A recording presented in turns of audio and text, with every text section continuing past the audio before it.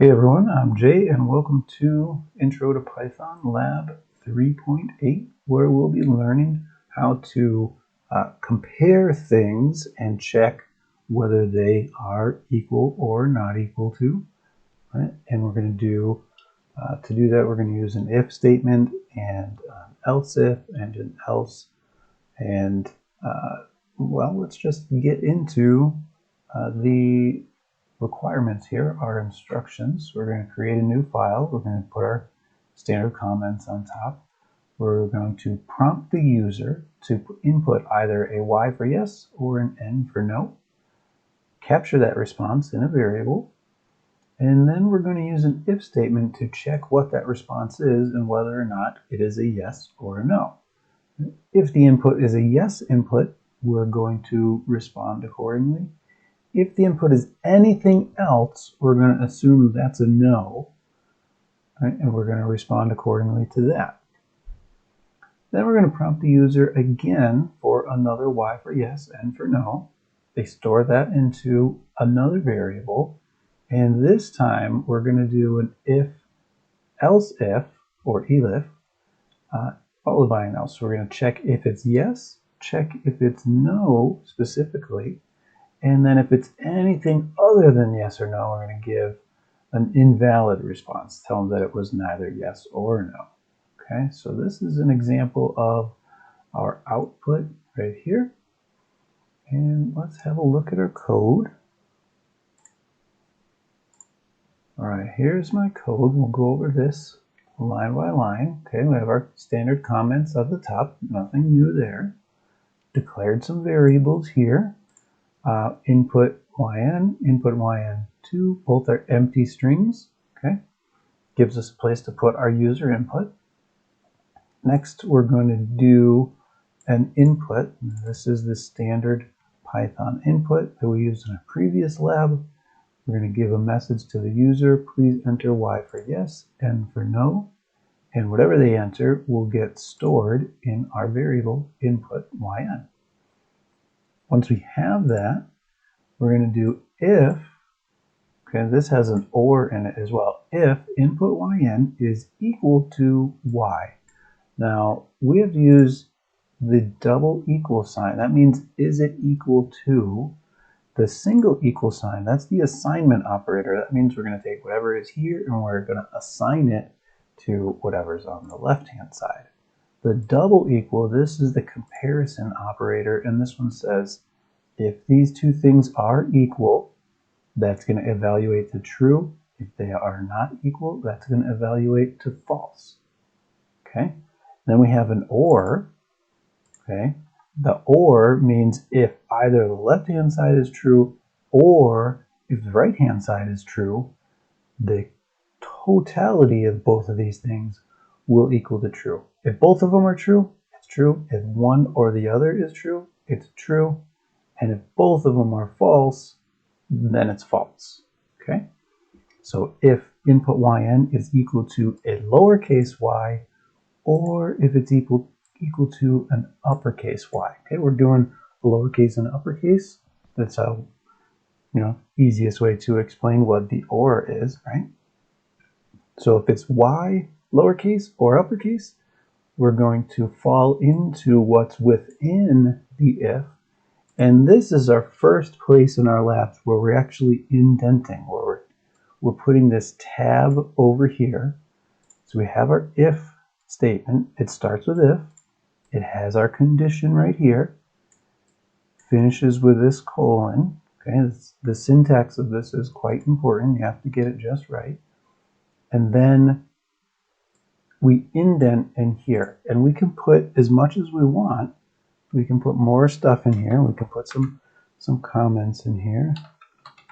Okay, everything that's part of the if, or everything that we want to execute, if this is true, needs to be indented and it needs to be in here. This is the way Python works. Other languages do this a little bit differently. They'll use curly braces traditionally. However, Python enforces indentation, which is quite good, which is one of the reasons a lot of schools are using Python for programming introductory classes, because it does enforce indentation And indentation is really important for readability so that future you in 6 months, when you're looking at some old code that you need to update for some reason, future you can read past used code because it's properly indented, right? So Python enforces this. You have to do it. If you don't do it, it don't work. You get an error. It doesn't work, okay? So we have this indentation. Everything here will get executed if this condition is true, okay? If this condition is true once all of it's been evaluated, both the left side of the OR and the right side of the OR. If I didn't have an OR, okay, if I got rid of that, it would just be if this is true. If that was true, then everything here gets executed, okay? Put that back. If this is not true, else it's not true, then we're going to execute everything here, okay? So the else with a colon, and then we have our tabbed over content here. I could have more than one line. Again, just make sure they're all tabbed, okay? Find the tab key on your keyboard. You'll use it a lot in the future, okay? So in this case, if the user has either input a lowercase or an uppercase y, if they have done that, we're going to print received yes. If they have not done that, if they've input literally anything other than an upper or lowercase y, we're going to assume that that's a no, and we're going to print received no. All right, so this is pretty easy. It's just an if, else. Okay. I have a little bit overcomplicated it by adding the or, but I want to show you that. Okay. So the next one we're going to do is a little bit different. This is the if, else if, or elif, else. Now, Python does this differently than some other languages, but this is how we do it in Python. So the first one is exactly the same. No changes there, okay? I've got my input, yn2. I'm asking the user for the exact same input. The first if statement, the first portion of it, is exactly the same as the first one, okay? Only difference that I've made is now I'm using variable number 2, okay? Still checking for a lowercase y or an uppercase y. If that's true, received yes. Next, I'm saying else if, okay? In other languages, it's actually going to be, it's going to look like this, else if, okay? But in here, we're going to do else if, elif, okay? And we're going to say, if it's not this, then we're going to check again. We can have many, many elif. In Python, it's kind of referred to as an elif ladder. You can have as many of these as you need. You can say, if it's this, do this. If it's this, do this. If it's this, do this. And you can continue on. For example, you could just check, is it 1? Is it 2? Is it 3? Is it 4? And you can continue on. In our case, we're checking if it's yes or if it's no. If it's no, we're going to print out received no.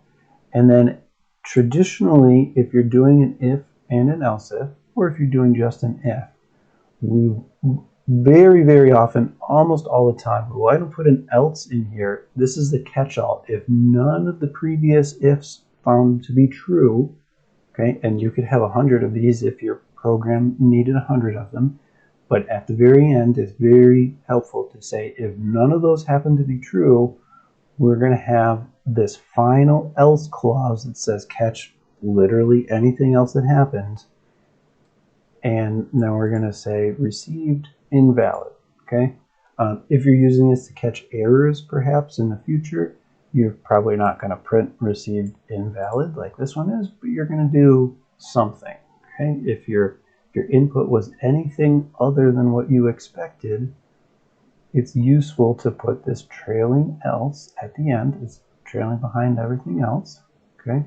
And just say, if my input was literally anything else that I did not predict, we're going to do something. And you could just put a comment in there. You don't have to do anything, but it's very common to have this last little bit as kind of a as definitely a catch-all in the event that none of these other things were true. Okay, so that's the last one. And that is this entire lab. Let's run this a couple of times and see what it looks like. Okay, so please enter Y for yes or N for no. I'm going to do N for no. Actually, I'm going to put in A. Let's see what happens. A is, well, it's not Y. So as our first test goes, if it's not Y, it's no. Okay, I'm going to do A again on the next one. Okay, received invalid. So A was not Y and was not N, so it's invalid. Okay, let's run this again. Let's do uppercase Y and uppercase Y, and both are marked as received yes. Once again, uppercase N, and both are received no. Okay, so we have a few inputs here. All right. Feel free when you're writing this code to test all the possible combinations that you can put in here. But this is what you're going to get. You're possibly going to get a yes or a no on the first one. You're possibly going to get a yes, no, or invalid on the second one. All right, and that is lab 3.8. All right, your first try at an if-else or an if-else if-else elif statement, first comparison statement.